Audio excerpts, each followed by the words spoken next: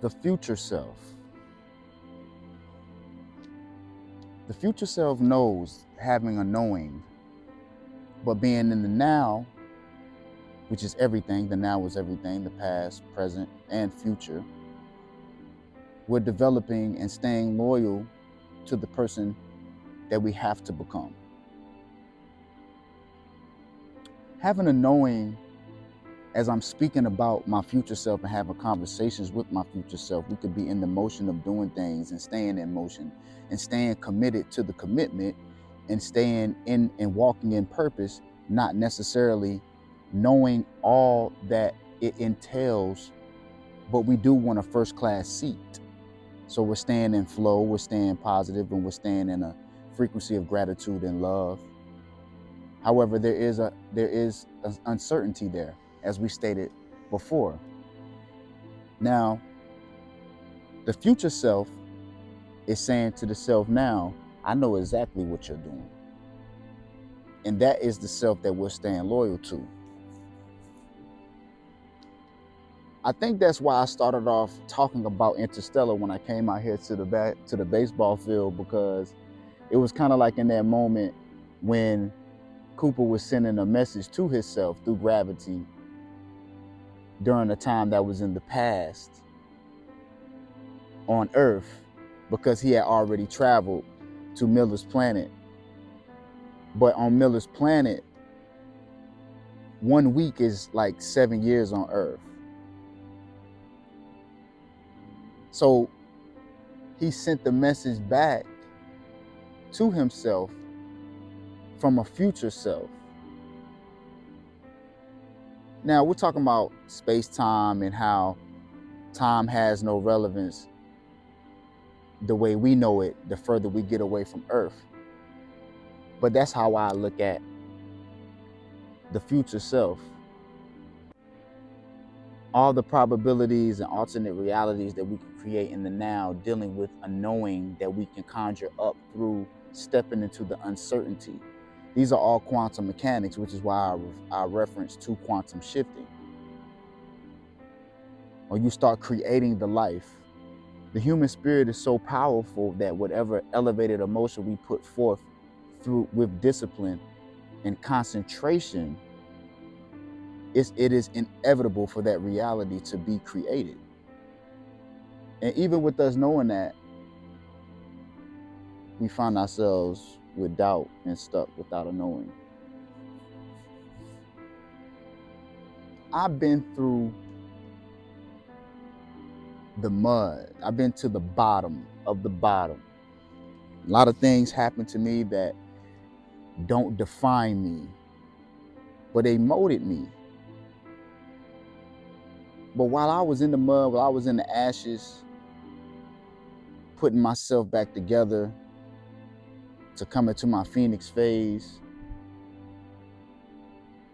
in that dwelling in those ashes of nothingness, the pit of just floating, trying to find the right dimension of consciousness to raise up into.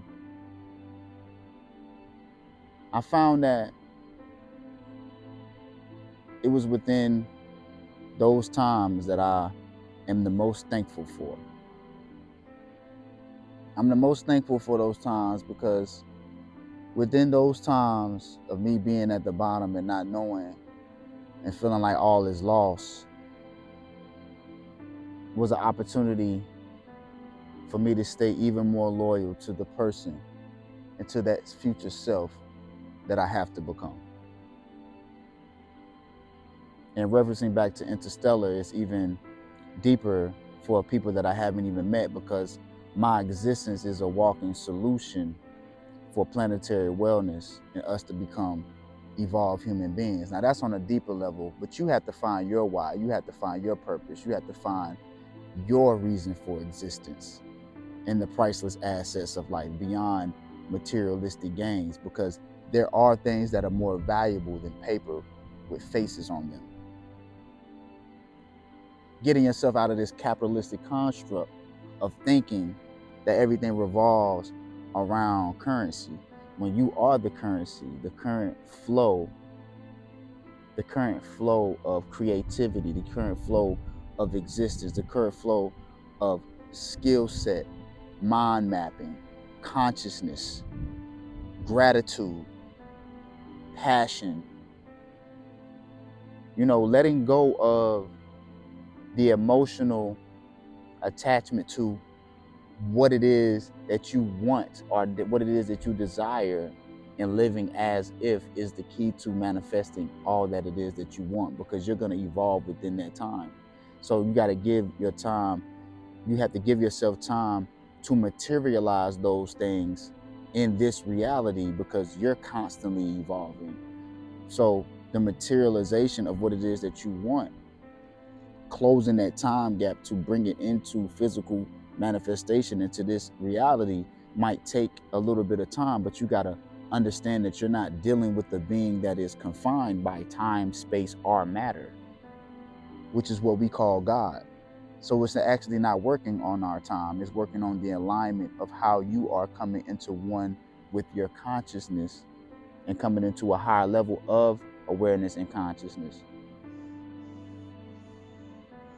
I love that movie, Interstellar. That's probably why I like hanging out here so much, because it just puts so much in perspective for me. It really does. So I try not to let the hard times get me down, because I know those hard times is what ultimately brought me here today, speaking, self-sharing, providing a service through experiences that I know somebody else could benefit from, and it could help them grow into the person that God has set for them to be. The Creator has set for them to be. The Creator has set for them a switch within themselves to start being the creator of what they want to see without themselves. On the inner world is going to reflect on the outer world, hit the switch of creating the world that they want to see with intuitive inspiration.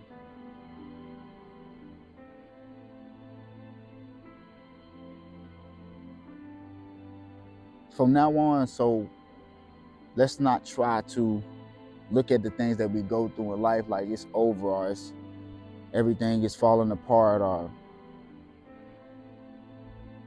let's kind of try to shift into seeing it as an opportunity to grow, to improve, to get better, finding new solutions, taking a leap of faith and knowing like everything's going to be all right, everything's going to work itself out. Just be willing to do the work, and most of the work is on the inner, not the outer. Work smarter, not harder.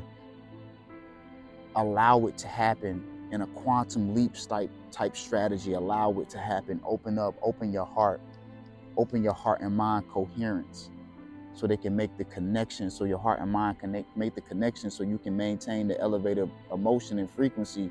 And when we're talking about frequency, we're talking about sound, because as we were saying earlier, the sound is creation. So we're talking about sound on a higher frequency. If we're talking about 528 hertz, they measure frequency with hertz. So if you put a certain hertz frequency on water, if it's a high frequency, the more complex the geometrical shapes. And we're talking about sacred geometry. But the lower the frequency, the less complex the geometrical shapes within the water or fluid. Our bodies are over 70% water or fluid. So if your vibratory rate is not at a high level, then that means that you're not going to be able to materialize what it is that you desire in life. But if your vibratory rate is at a high frequency, imagine what the fluid is doing within your body, all the complex geometrical shapes that's going on, representing the high frequency of sound vibration. The law of vibration is saying everything vibrates. So what are you vibrating on? To materialize and close that time gap into what it is that you want and desire in life. Because it's not about what you want, it's what you are. You manifest what you are, not what you want. So maintaining that elevated emotion is very important. That's why love was so special in that movie. That moment of love that they share save the planet. So that's why a lot of people don't understand the power of love. They say it, but they don't really understand the power of human emotion and the frequency of love and the hormone of oxytocin and how it can truly heal. I'm a true witness of how oxytocin can heal the body, do work on the spirit.